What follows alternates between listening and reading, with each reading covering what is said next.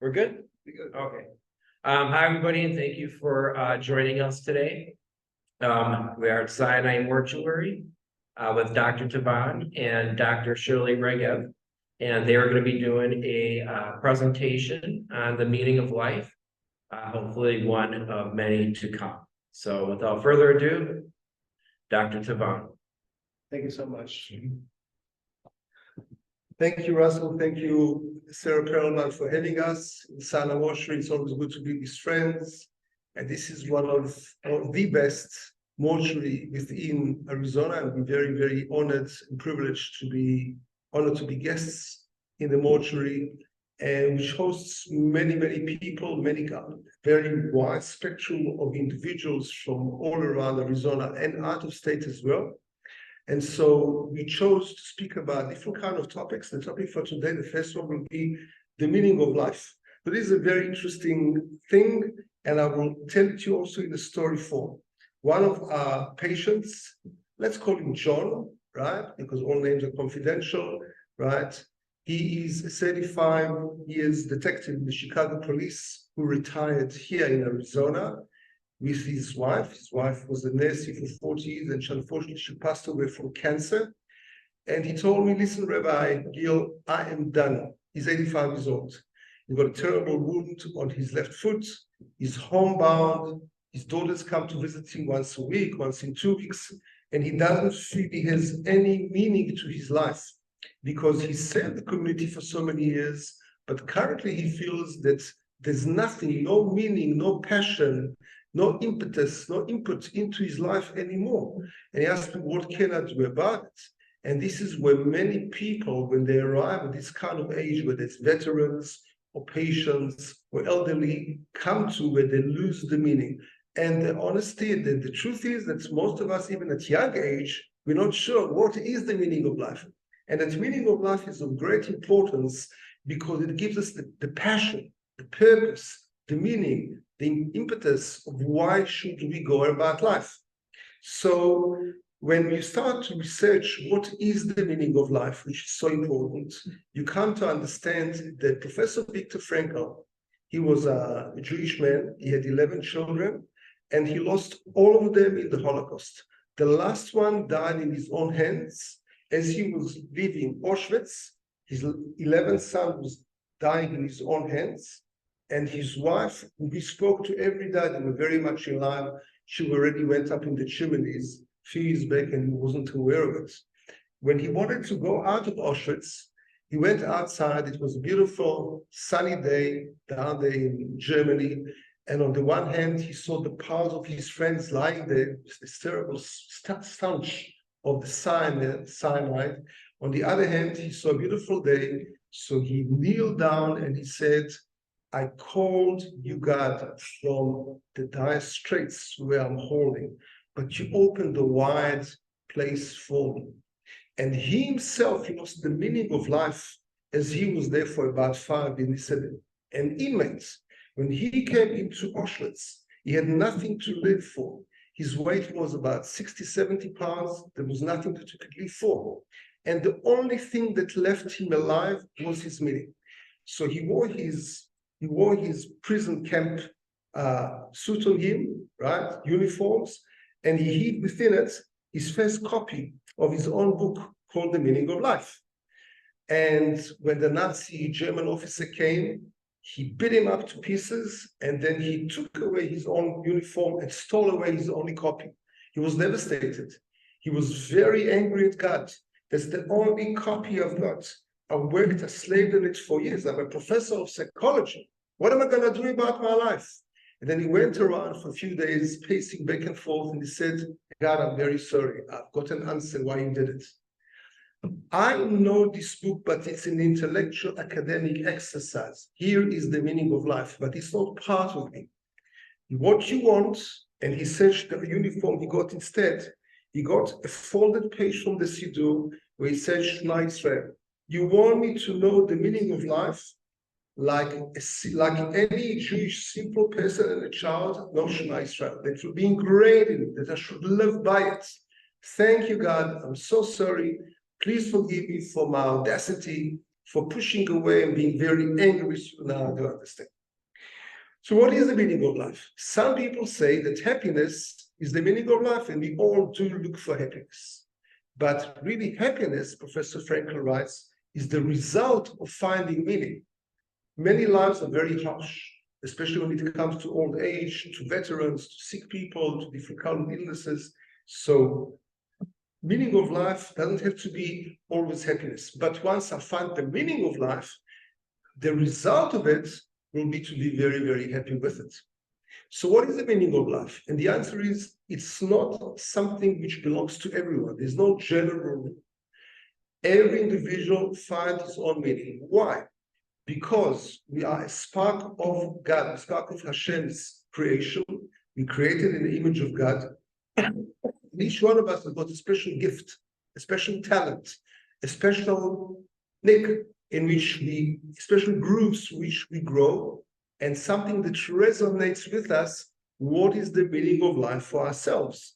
And therefore we have to search for it and find it. Therefore, the result of this will be to be very, very happy with it. That happiness can also be found in solitude, when a person goes out in nature and he spends time with himself and he's got his own silence.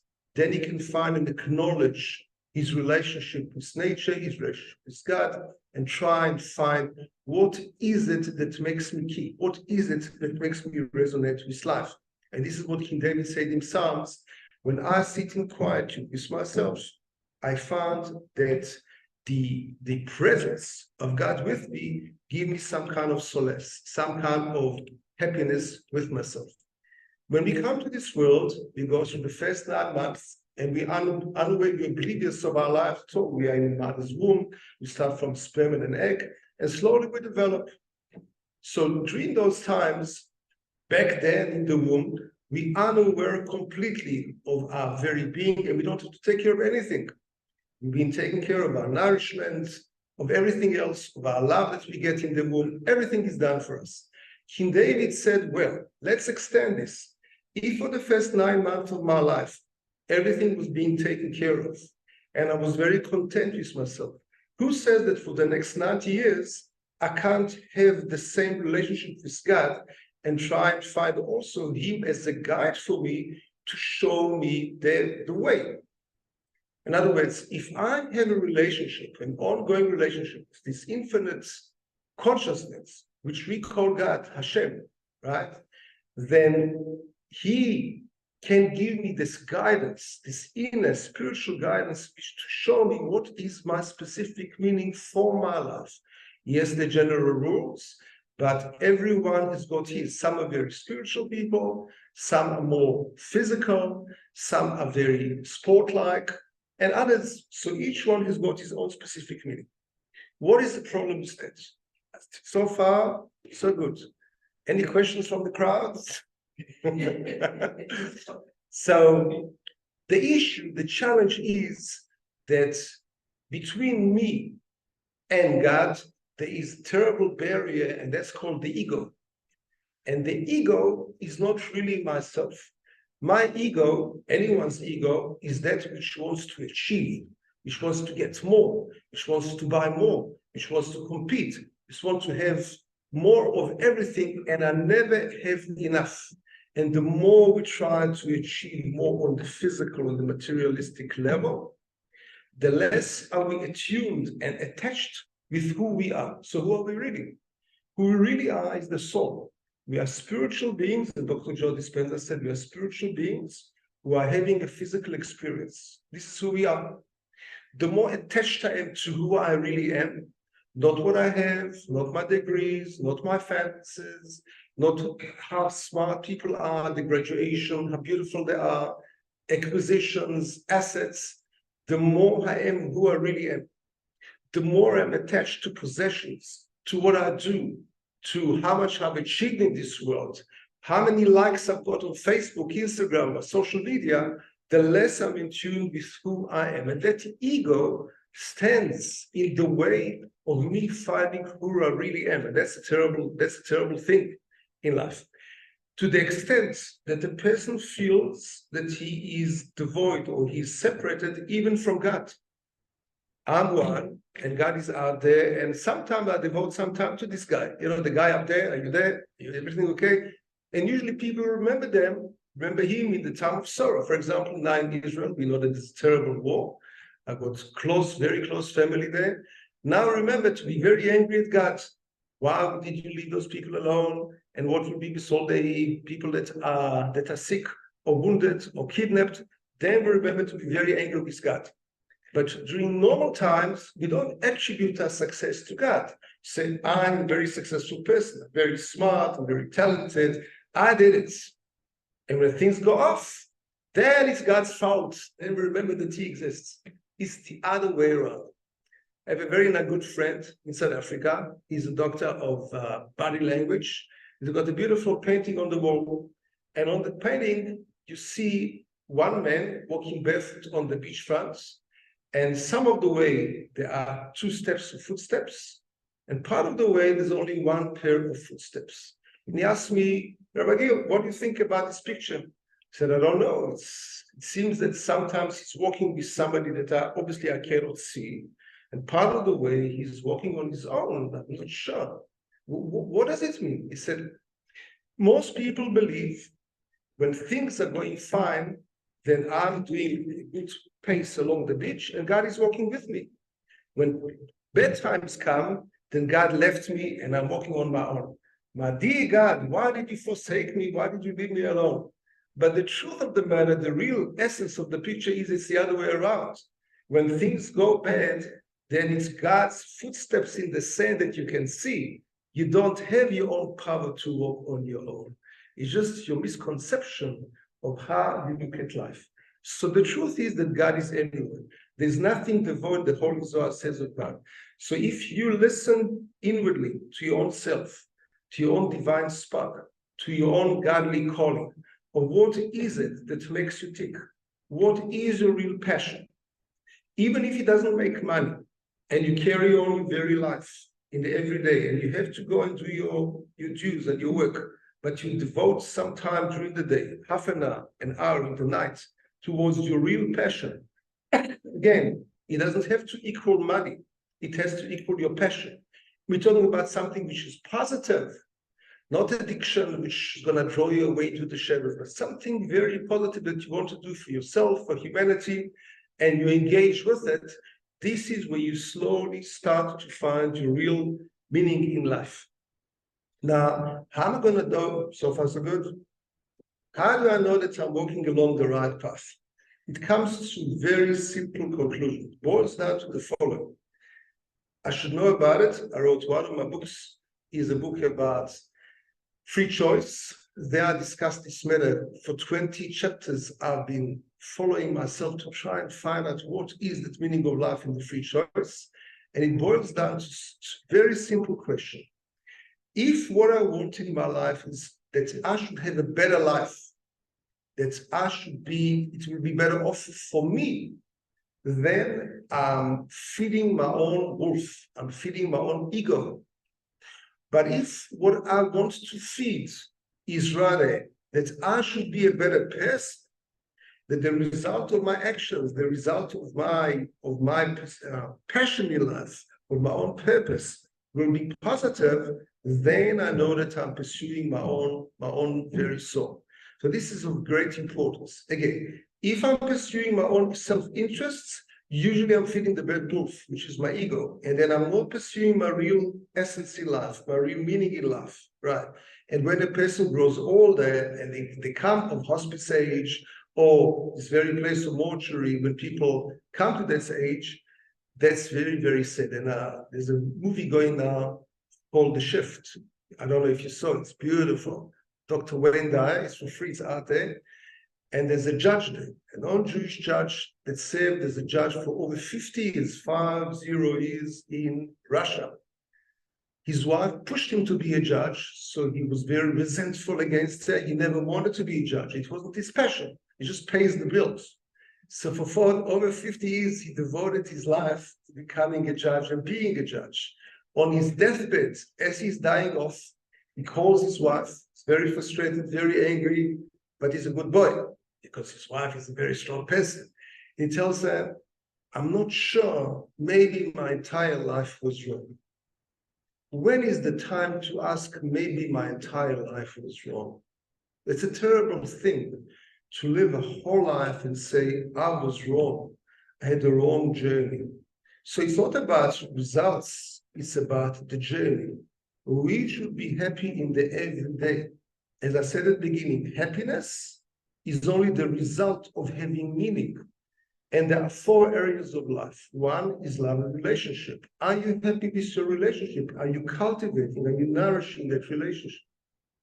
Second thing is your career. Are you happy with your career, or are you just doing check in, check out? You push it in, you push it out. Day's done, they go, it's done. Day, another day's off. Or are you really enjoying what you're doing? Or you should do something along the lines of enjoyment. Let's say you're a people's person. So even though you have to be planning lots of numbers, but you engage with people during the day to give some kind of meaning to your life. Third area is your spirituality. How much do you devote to different aspects of your spirituality? Your relationship with God, your relationship with people, you're involved with the community, influencing community. There's no better place than here in Sana Mortuary, where it's all devotion for the community, by and large. Not only Arizona, but I think it's national. Sometimes it's international. It's a live all the way even to Israel. But you do day and night. I know this place is very devoted to do things according to Jewish halakha, Jewish law, which is amazing. And that's why we recommend full-heartedly always Sana Mortuary as the place that we know that does things according to Jewish halakha. And the 4th thing, of course, is your health and your lifestyle. And that's also very important. We can't leave this by the wayside. We have to devote time for this, because healthy mind and healthy body. So in all the 4 areas of life, we must devote time in order to become more happier, more fulfilled, more purposeful kind of life with ourselves. Pause. Let's go a little bit forward, right? Let's leave time for Dr. Shelley to speak as well, of course. And that is, there is a quantum moment in our life, a aha moment in our life, where we go through something happens. It can be trauma, it can be an understanding, it can be a aha moment where things seem to be open, a window of spirituality opens to us, and suddenly we understand that what I've been doing till now has been good, but saved myself, saved my ego, saved my competition, saved my comparison to other people. I'm taller, I'm better, I'm smarter, I have more. Let's say that my name is Ronaldo, and I compete with Messi. Who's got more Lamborghinis? Who's got more Rolls Royces? Who's got more? But does it really feed me as a human being? Am I going to take something from this? Anyone that visits the pyramids in Egypt, right, just south of Gaza Strip, right, you'll be able to see that all the pharaohs that are buried there for over 4,000 years, they left everything there. Nobody got anything. Nobody got up to heavens with 72 virgins. Nobody took anything at all. It was all left there in the gravesite. All the money, all the riches, nothing. Nobody takes it. What you do take with yourself is the spiritual assets, your own enrichment of your own psyche, of your own self, the relationship that you formalized in this world. You can be a very rich man, but very much a hated human being. You can be not a rich man, but you can devote of yourself time, energy, money, whatever you have towards others, and you're a very rich human being as a human being for yourself, and you're very happy with yourself. It's got nothing to do with money. And therefore our saviors tell us, who's a rich man? Somebody who's happy with what he has. And then again, that's something very subjective. For some, it should be degrees. For other people, it should be something else. There's a man recently that passed away in Israel. He passed away a clinical death. His name was Rabbi Dr. Azriel Dvir. He was in charge of all the schools in Israel, in Jerusalem district, which are many, many schools. A religious person. And at the age of 54, he had 6 girls, all of them ages of still high school, and he passed away a clinical death. While he was clinically dead for about 10 days, the doctors in Israel said we can't help him. They flew him out to Baltimore in the States. And during that time, his life was wavering between life and death. And thousands of students in Israel were praying for him, davening for him to become healthy again, to come back to life. And he was shown, while he was clinically dead, what is his decree up there in heavens. He was brought in front of the high court. There's 3 judges over there. They were sitting there and opened his file, and they showed him everything in life that he's been through. And they said, "You're not doing enough." He said, "What do you mean I'm not doing enough? In charge of all the schools." He said, "That's not a privilege, that's an obligation. And according to your title and your placement and your role, you are not doing enough towards Jewish schooling and education in Jerusalem district and by and large.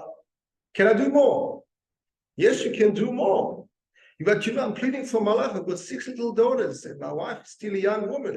Said, "I'm very, very sorry up here. Anyone that comes here to Sana Moshe, you've got a wife, got a few kids, it's not good enough, So what can I do more? You tell us. What can you do more?" Said, "I promise, if you allow me to live more, I will advertise in the lower world. I will do 100 meals, gratitude meals, right, towards people, which will show people the fact that there's God, the fact that there's a higher call, the fact that you have to give judgment for your life, the fact that there's a higher purpose for your life, and the fact that I'm very grateful to have been given the opportunity to come back, and there is life after life.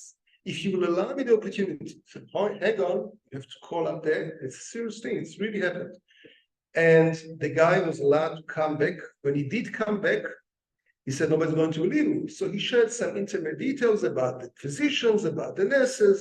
It's not for this place and for this recording, which convinced everyone that he was correct and he was right. And he went around Israel. I used to listen to his cassette. It was during the time because it's about 15 years ago. And he gave over 100 gratitude meals around Israel out of his own accord to advertise the fact that what happens after life, and there is greater meaning, and the person should be really engaged. This is not just a happy, oasis where you go to Dubai and have a holiday. There's something greater. There's a mission here, according to your gift, according to your talent, that you came to accomplish over here. And this is of great importance. We have right now 7 patients, no name mentions, of course. She's very elderly, she's over 90, and she's suffering. And her husband already passed away, the children are grown up, she's got beautiful little grandchildren. But she shared with me, as we got closer to each other, and I come there to visit her as a chaplain, the spiritual director of spiritual hospice, the fact that she is completely done and lost and doesn't have any meaning. She's really very tearful and crying. "I don't have something to live for." So I asked her, whatever her name is, "What is your meaning of life?" She said, "Look, as long as I was able to be active, I did so much chesed, so much kindness with so many people. I helped my daughters, I helped my grandchildren. She was a hairdresser. She did lots of charity work. I felt that I had a role, I had a purpose within society. But today, when I'm needy and I'm on the other side of the bed, I don't feel that anything in my life has got any value." Is that true? That's not so true, because you can turn that story around. Because there's time in our lives when we're young and healthy and active that we can do many things. Imagine that we are sowing seeds. But the time comes when those seeds sprout and they turn into flowers, they turn into little bushes, they turn little trees, and they grow by themselves. So this is the time when you look at your children, you look at your granddaughters, you look at all the people that you helped, they are growing by themselves, they are already sprouting themselves, they're making their own legacy because of what you've done. And so she sat back and she felt very, very happy and content. It just has to be nurtured. But many times we have to turn the story around for people to show them where have they served, where they have helped others. To summarize, we don't live a life only for themselves, for ourselves. We don't live a life in the void. We are here to serve others. It doesn't have to be for the many. Sometimes it's for individuals. And the first person we have to help to is to ourselves, to find who we are, what is our essence, what is the role, what is the special talent, the special gift that God gave me that makes me tick, that makes me enjoy my life and do something with it that can help and serve by and large others. It doesn't have to make money, it can be at the end of the day of work, but once you find it, this will give you a great passion inside. How do you know that it's good? You know that it's good because if it serves others, if you become a better human being through doing this, right, then it's beautiful. Then it means that it comes from the divine, it comes from sanctity, it comes from the good. If you only save yourself, if you only save your own addictions, your own interests, then you should be very worried, maybe just feeding on ego and not really who we are. And the more we grow, it's not older, it's more mature spiritually.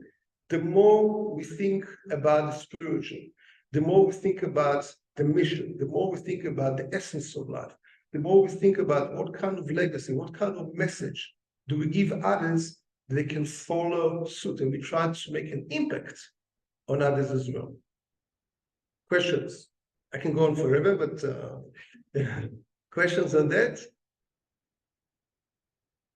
Yeah, whatever. You want to ask something? Ask. Okay, so I'm going to stop the recording, and I'm going to invite Dr. Shiri to speak after me. Thank you so much for all of you for your attention. Yeah. I think we're gonna